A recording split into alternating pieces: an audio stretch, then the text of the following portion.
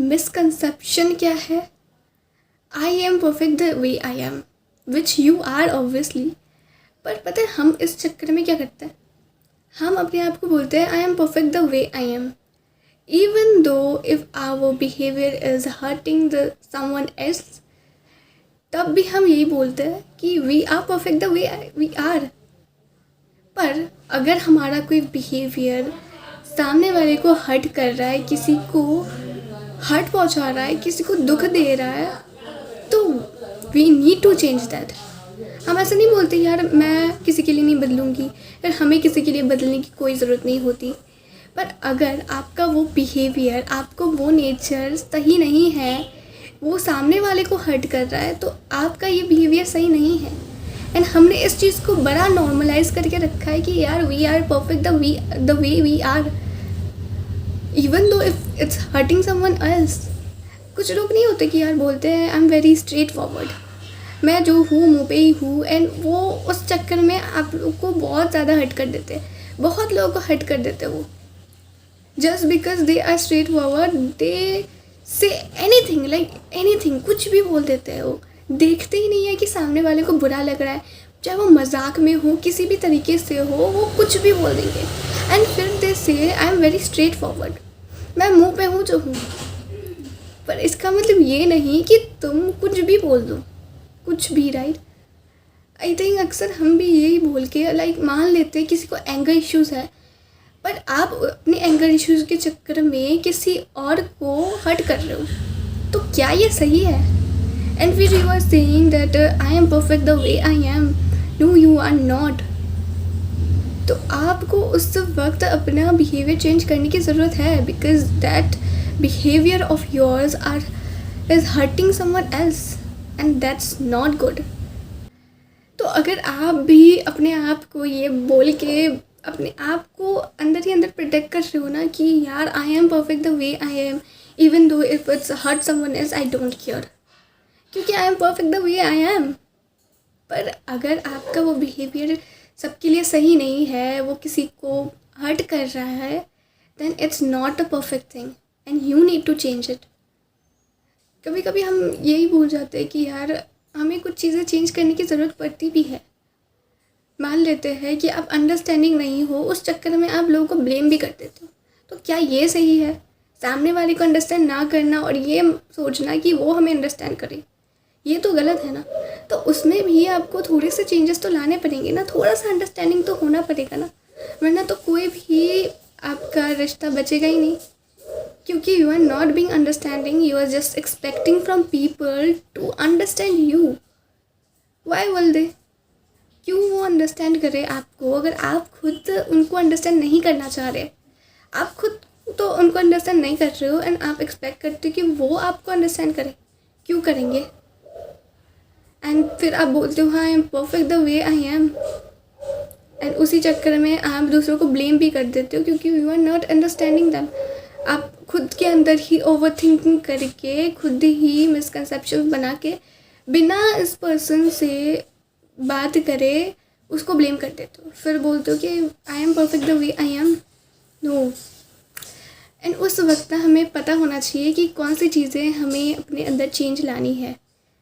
अगर वो आदत हमारे लिए सही नहीं है, वो बिहेवियर हमारा सही नहीं है, we need to change it.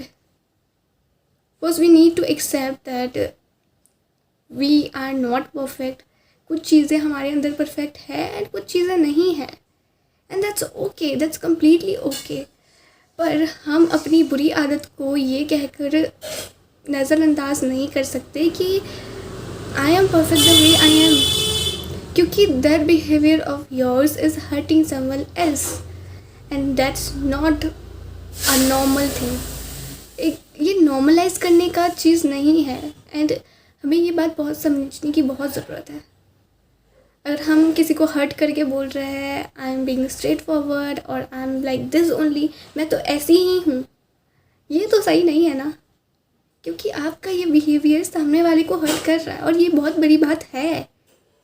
क्योंकि आप सोचो अगर सेम चीज़ आपके साथ किसी ने की तो आप उसी को ब्लेम करोगे ना, फिर आप बोलोगे कि ये कैसा परफेक्टनेस होता है, पर आप भी तो वही कर रहे हो।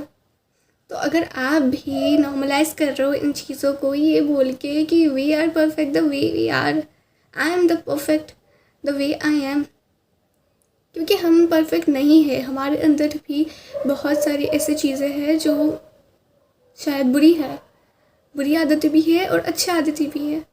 अगर वो बुरी आदतें किसी को हर्ट नहीं कर रही है तो एक टाइम तक तो वो सही भी है, पर वो अगर किसी और को हर्ट कर रही है तो ये सही नहीं है, ना हमारे लिए ना सामने वाले के लिए। And we need to change that. If it's hurting someone else, we need to change that. If it's not good for us also, we need to change that. And तब आपको ये समझने की ज़रूरत है कि it's okay to change some or the other nature of ours, some or the other habits of ours. Change बुरा नहीं होता, यकीन मानिए। लोग कहते हैं कि हमें किसी के लिए चेंज होने की ज़रूरत नहीं होती। क्यों? अगर आप किसी को अपने बिहेवियर से हर्ट कर रहे हो और आप उसको सुधारना नहीं चाहते, ये बोल के बच रहे हो कि I am perfect the way I am, तो ये कोई नॉर्मलाइज करने का चीज़ नहीं है।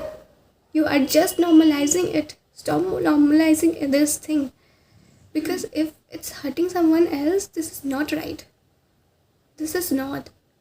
अगर आप किसी को हर्ट कर रहे हो, आपका बिहेवियर हर्ट कर रहा है, तो आप अपने अंदर थोड़ी सी चेंजेस ला सकते हो। एंड यकीन मानिए ये आपके लिए ही बेटर होगा, क्योंकि आपके अंदर वो अच्छी चीज़ें आएंगी।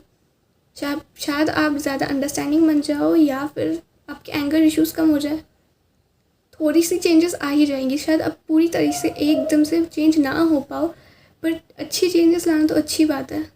तो कभी ये मत सोचो कि यार I want change for anybody.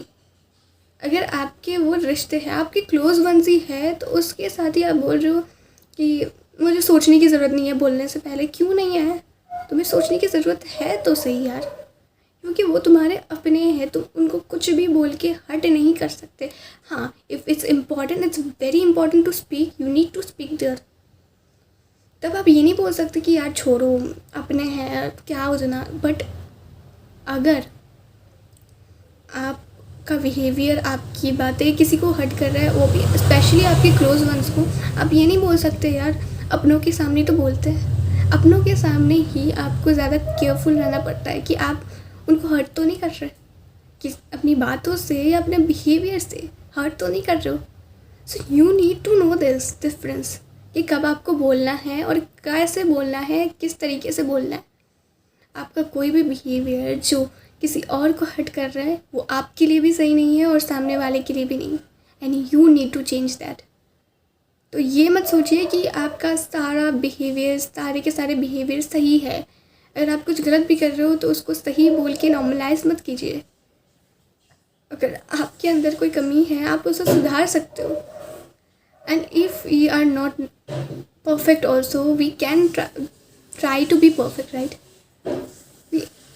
Nobody is perfect, but we can try to be perfect, right? पूरी तरीके से नहीं, बट थोड़ी सी चेंजेस तो हम ला ही सकते हैं, जिससे शायद हम सामने वाले को हर्ट ना करें। एंड पता है क्या, ये जब हम किसी को हर्ट करते हैं ना, तो शायद उस वक्त तो हमें वो चीज़ नॉर्मल लगती है, पर एक ना एक टाइम आता है जब आपको समझ में आता है कि शायद आपने सही में उस इंसान को बहुत ज़्यादा हर्ट किया था, क्योंकि कर्मा रिटर्न्स बैक। अगर आपने किसी को किसी भी तरीके से हर्ट किया ना, तो वो आपके पास वापस आएगा ही आएगा। नहीं हो सकता ऐसा कि आपके पास वो वापस ना आए। तो क्यों नहीं अपने बिहेवियर में थोड़ा सा चेंजेस ला सकते हैं, ला सकते हैं, राइट? तो कोशिश करके देखते हैं ना। इफ़ आवर बिहेवियर और anything in us are hurting someone else, so let's try to change this. हो सकता है, मुश्किल तो कुछ भी नहीं है, तुम करके देखो, हो जाएगा। बस नॉर्मलाइज करना बंद कर दो इस चीज़ को कि we are perfect the way we are, even though if it's hurting someone else. No, it's not right and you need to change this, okay?